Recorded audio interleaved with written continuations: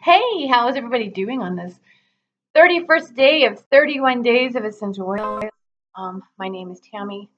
I've been your and will continue to be your mentor and guide on this journey with essential oils. And I say continue because beyond this series, I will continue to do more for you.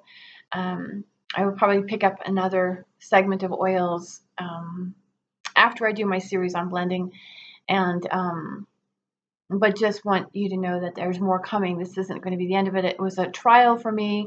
I've never done anything like this. It was quite the adventure in a number of ways, between doing these videos, which offer my perspective of the oils and the way I've used them with myself and with others, and then adding on to that with blogs. And the blogs are very detailed. I'm not up to date on those at all. But I like what I'm doing with them. They're very in depth, although usable. They do encompass a lot of research, and that's the reason why it's just been taking me as long as it has been. And then, of course, there's just life. But in the meantime, I've been doing the best I can to keep these videos going on a daily basis because it's just not as it kind of is more of a flow. I can offer information, and I don't want, I'm not talking too depth of too much depth about plant constituents. So for those of you that are new and just tuning in, welcome. Please take a look around. I invite you to comment, share, subscribe, because like I said, this is going to be a lot of information that's going to be continuing to come. And you might be wondering, what am I talking about? Well, there was a point where this was, I was doing what I could to market this as a business. I've had my share of clients over the years, and this last year, more specifically the last 6 months, have been an interesting segment of my life, and I feel really called at this point to really just offer this information, not hold anything back. This isn't a lure to get you to purchase something later. I truthfully have tried to do that, try to give a little bit of information and then encourage people to do business with me, and I never felt good about it. And here I just want to say that while I'm not going to hold anything back, your questions are welcomed. This is a different perspective. This comes to you with 30 years of experience working with the oils.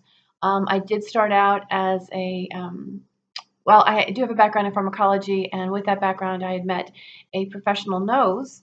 She was one of 7 in the world at the time, and we started a natural fragrance company because she had left International Fragrances and Flavors (IFF) and had moved to the Santa Fe area due to a diagnosis with thyroid cancer. She was convinced, and I'm certain that she's correct, that especially now, working with all of the synthetics was very detrimental to her health. Needless to say, we started this company. It was great fun. I got caught up in the lab doing all the compounding, and really began to notice some significant effects of the oils that I was working with. I was taught how to smell. I was taught how to formulate, even taught how to blend at the time, although I have, again, adapted a lot of this to through the evolution of time. Yeah, through the advancement of time. But in the meantime, like I said, I was just super stoked about the oils and the effects, and so I began traveling with her. We started doing a lot of, not necessarily trade shows, but like they were trade shows, but we also had a lot of seminars we could attend, and this is where I met Robert Tisserand and Jeannie Rose, and ultimately my mentor, Kurt Schnaubel. And essentially what I'm doing is taking a lot of their work, what I learned from them, and I just took years to expand upon it because, well, there was the introduction of the Human Genome Project, and I have always been fascinated by genetics, and just, again, it's kind of evolved, and that's what you're getting here is a compilation of all of that and how I've taken it from symptom relief to ultimately stabilizing the body, paying close attention to the way medications and oils interact. That's why I study plant constituents, because there's a direct impact on the genome no matter what genome we're talking about. And because DNA is DNA, it's just various placements of the alleles that determines the species. So that said, there's a significant impact that they have on human health, as well as their influence on drug development, as well as other chemical development. A lot of the plant constituents these days that they've identified in essential oils, or just plants in general, are now being patented and used in a number of consumer products, whether they be medications, household cleaners, personal care products, you name it. And that is part of the reason why I'm talking about this and so passionate about sharing this information. Yes, it does come to you for free. There is no cost to do this. Why? Because, well, I feel like we are entitled to good health. And while we have access to these oils, for as beneficial as they are and as popular as they've become, there are some things to be considered. And primarily, like I said, it's due to the interaction, but it's also the duplication of mechanism. Duplicating the mechanism of action is how I want to say that. I talk about that a lot in the Aromatherapy as a Lifestyle group, which is a closed Facebook group. It's closed on purpose. For the purpose, I don't want it to be discoverable. I want to keep it private for anybody who wants to have a conversation about health. And I'm also interested in screening who's joining, because I don't want this to become a disagreeable argument where people just want to challenge. This is, I'm not saying mine is the only way. I'm not saying mine is perfect, but it is a concept worth discussing.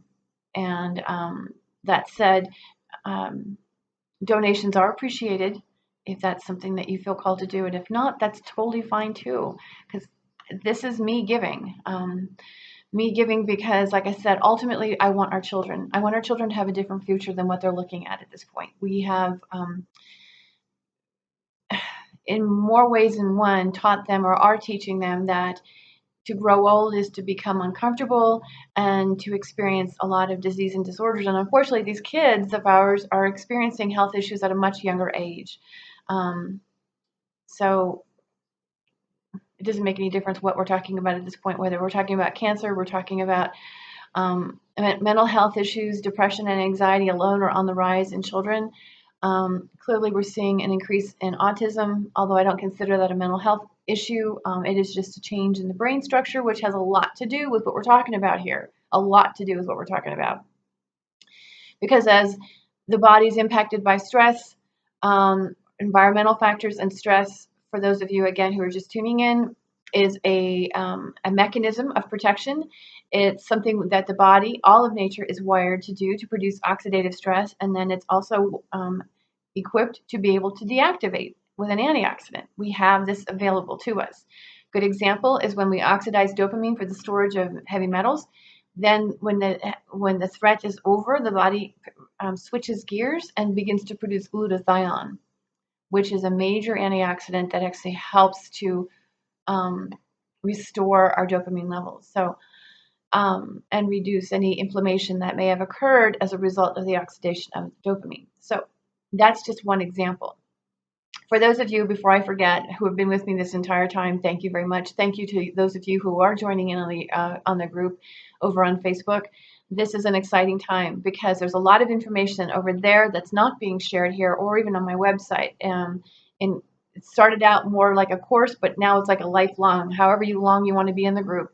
You get a lot of information. Again, it's because I feel like we have this amazing opportunity right now to really learn how to integrate oils. And so what am I trying to say? Learning how to do it in a safe way as opposed to what is currently being taught, because certain oils have very specific effects on different chemicals in the body. So anyway, I'm going to go on into today's oil, which is frankincense, and I will conclude with one more video that will come out tomorrow, just to kind of recap everything and invite you to, or invite other people to join in along or continue to follow along as we build momentum here with this new direction. Okay, so frankincense First and foremost is one that I really appreciate. Secondly, it came in as a request. So that's why I figured I would kind of end on this note. No pun intended. Um, at that same time, I think frankincense bears addressing. If you've seen other videos, you may have heard me mention that um, there's different types. Like there's different types of marjoram, there's different types of eucalyptus, there's actually different types of lavender. So being aware that these plants all have different species within, or there's different types. I'll put it that way. Frankincense is no different. Pardon me. So in this case, there's at least 5 or 6 types of frankincense on the market. And something I want to point out here is I can give you the botanical names of them, not here. I will write them down for you, put them probably on the blog, or I can actually list them in the description box. That's not a problem. The challenge is that we have to be careful with labeling. And I say that with all due respect to companies who are not attempting to fool with their consumers. But labeling, unless it's, deliberately checked by the FDA, can get underneath the radar. And not everything that's on the label is an accurate statement. And even with botanical names, I'm a little concerned about that. Like we've seen it with lavender, and I can also say that with regards to frankincense and a lot of the oils, because if people are looking for botanical names, then it's possible to put them on the labels. So knowing your source is really, really important, and then getting a list of constituents that come with that oil, that batch of oil. Okay, so now I've just said a lot, and so I'm going to try to kind of sum this up if I can. So like I said, there's about at least 5 to 6 different types of frankincense on the market. They each have a different botanical name. The quality or the constituents of the oils varies per year, so the batches will even be different, although the types of constituents found in a particular frankincense or any particular plant are generally consistent, except the ratios change depending on the growing season, which means light, the quality of light, the quality of moisture or the lack thereof, air quality, okay, temperature. I mean, so this growing environment, soil, the nutrients in the soil, this all affects, and this is the reason why we have different types of frankincense and other plants, because it depends on where they grow. If they grow closer to the coastal area, it's going to change because that there's more minerals in that soil. Okay, so understanding, number one, where your oils come from, not just your source, but actually where they are particularly grown. Yes, you do want to get a list of the constituents in the oils that you're purchasing, and again, make sure that there's a batch number. And you want to go for more than just a gas chromatogram. There's also a spectrogram that you want to get, because that can actually provide additional confirmation that you're getting a genuine and authentic oil that does not have esters added to it. Now, esters are a naturally occurring chemical in plants, but oftentimes they are now being reproduced and sometimes sprayed on the fields prior to harvest in order to enhance aroma and so forth. Those will and so it does contribute to how the oil ultimately smells.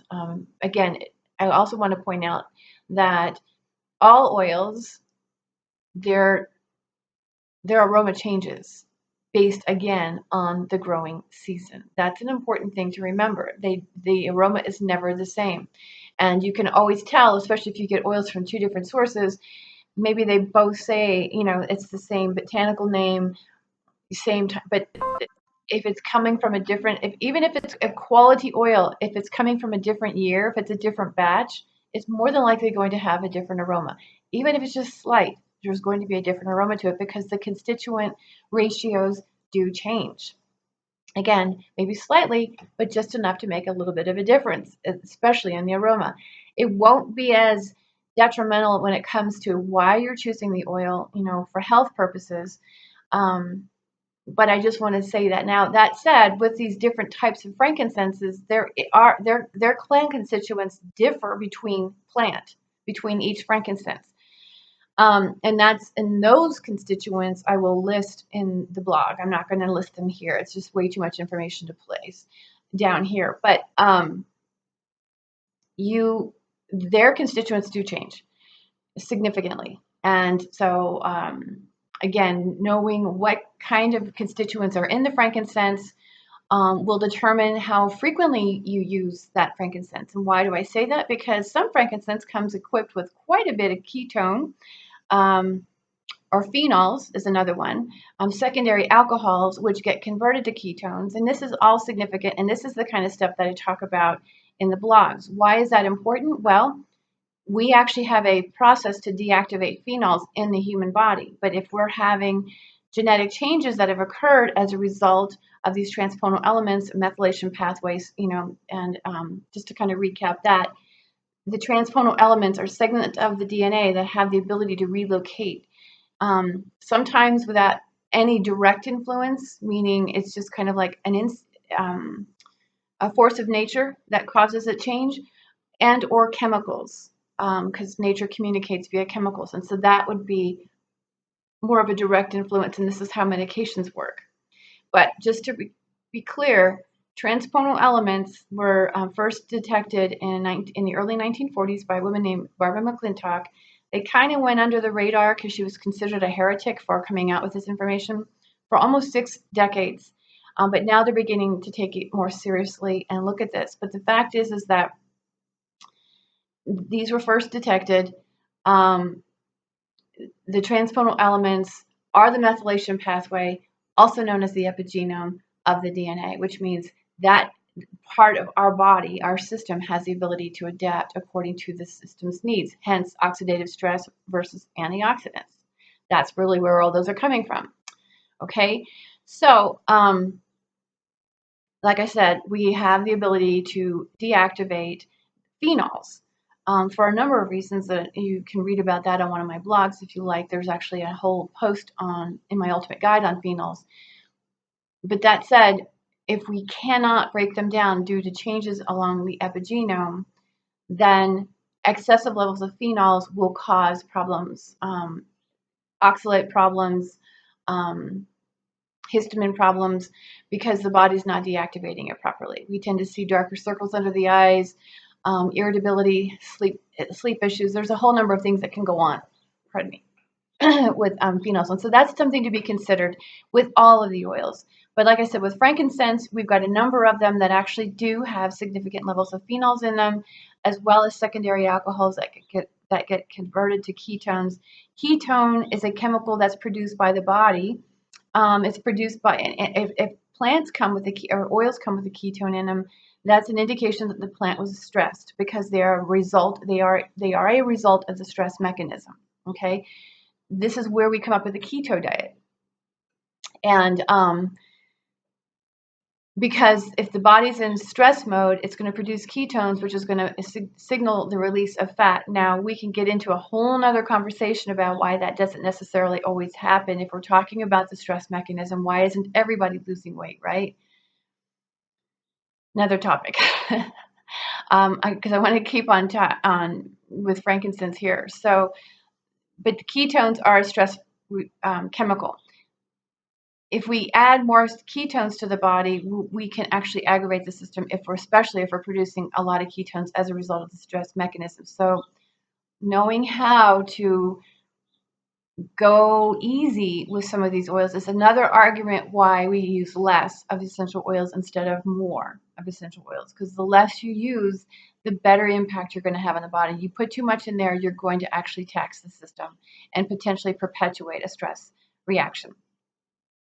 So again, knowing your constituents in frankincense is imperative, as it is with all the oils. But I really wanted to emphasize that, and primarily because when you look for frankincense, or you go out there and talk about frankincense, or you're trying to purchase frankincense, it's all pretty much saying the same thing as far as the type. And what I'm saying is there's different types. And just like with lavender, there's going to be some that are going to be less expensive over other ones. The other ones that are, are going to be more expensive, ones that are, for instance, maybe solvent extracted, a CO2 solvent extraction. You don't want to use other solvents because the residual solvent tends to stay in the oil. But if we're using a CO2 solvent extraction, now it's a cleaner extraction. And that's actually going to produce potentially frankincense with incensyl acetate, I think is how you say it. And that particular constituent has been identified as the cancer or anti-carcinogenic chemical, and why people talk about frankincense being really good for cancer. I countless times have been asked about frankincense or using frankincense for cancer, and the fact is that it really depends on what cancer we're dealing with. And I know that sounds really strange, but cancer cells, they're going to be different. Okay, they're just going to be different. So we want to know what, number one, what we're doing, but keep in mind that for the most part, if it's a steam distilled frankincense, it's not going to have the incensyl acetate in it because it can't be broken down into a water distillate, kind of relationship there. So it doesn't pass through the distillation process like it does in the solvent extraction, because solvent is going to pull it out of the resin as opposed to trying to steam it out, okay? Because it doesn't dissipate into the steam, is how I would describe that. So if it's a steam distilled frankincense, you're guaranteed you don't have that in there. And I don't think all of them actually do. I think there's one particular plant, one frankincense, that is known to have a CO2 extraction that will have that. And again, I'll make a note of that in the description box for you. But aside from that constituent, there's a number of frankincenses that are very high in limonene, and limonene is one of those ones that does actually support anti-carcinogenic effects. So ultimately, with any of the oils, what you're getting is something that can help in all forms of health issues. So frankincense in that case would be very beneficial because it also is very high in cannabinoids, and cannabinoids, they signal the endocannabinoid activity, which interacts with the endogenous opiate system, which is part of the immune system. So there's a relativity here. Okay, so frankincense has a lot of abilities to soothe the body, and that's where I primarily use it. I use it for people who are looking to plug in and clear, be more clear, is how I would want to say it. So energetically, it's more about clearing, because you can actually, if you're doing it with chakra work, you can use it to ground. You can also use it for the crown chakra. It's very good about clearing your energy system and kind of just helping to free your mind. It's also very supportive of the hypothalamus activity, and as well as being a super, super anti-inflammatory. For the type of frankincense boswellia, that is the one that I predominantly use for these reasons. And there's other more expensive kinds, like I said, the CO2 solvent extraction, if I'm dealing with more serious health issues. But for the most part, I really, really like it for, again, helping to clear the mind, helping to just kind of clear the energy out, help us plug back in to what's most important, and be able to move freely about the cabinet.